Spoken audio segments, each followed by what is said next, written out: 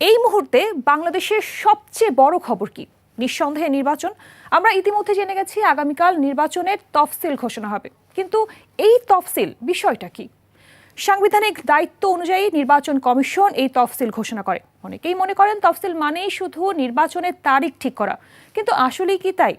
আসলে নির্বাচনের পুরো প্রস্তুতি থাকে তফসিলে। তফসিল এক ধরনের রোড ম্যাপ, যে পথ ধরে নির্বাচনী কর্মকাণ্ড এগিয়ে যায়। চলুন জেনে নেই নির্বাচনের তফসিলে কি কি থাকে। কবে থেকে প্রার্থীরা মনোনয়নপত্র জমা দিতে পারবেন এবং কোন দিন পর্যন্ত জমা নেওয়া হবে, এটি তফসিলে পরিষ্কার লেখা থাকে।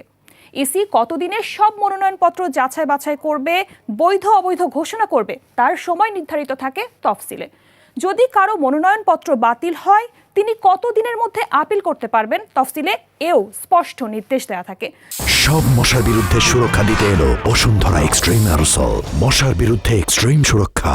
আপিল প্রক্রিয়া শেষে কারা নির্বাচন করতে পারবেন সেই চূড়ান্ত তালিকা কবে প্রকাশ করা হবে তাও উল্লেখ থাকে তফসিলে। কবে প্রার্থীদের নির্বাচনী প্রতীক বরাদ্দ হবে এবং কোন তারিখ থেকে তারা আনুষ্ঠানিকভাবে প্রচারণা শুরু করতে পারবেন, এগুলোও তফসিলেই নির্ধারিত হয়।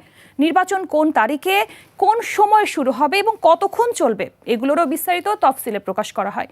ভোট গ্রহণ শেষে কোথায়, কিভাবে এবং কখন ভোট গণনা হবে, এ সম্পর্কিত নির্দেশনাও তফসিলের অংশ। নির্বাচন যদি উৎসব হয়, সেই উৎসবে বাঁশিটা বাজান নির্বাচন কমিশন। এই উৎসবে ভোটাধিকার একটা বড় জিনিস। এর মধ্য দিয়ে মানুষ তার সাংবিধানিক অধিকার প্রয়োগ করে, বাছাই করে পছন্দের দল, পছন্দের প্রার্থী। এভাবেই একটি জাতি একটি নতুন সরকার গঠনের আনুষ্ঠানিক প্রক্রিয়ায় প্রবেশ করে।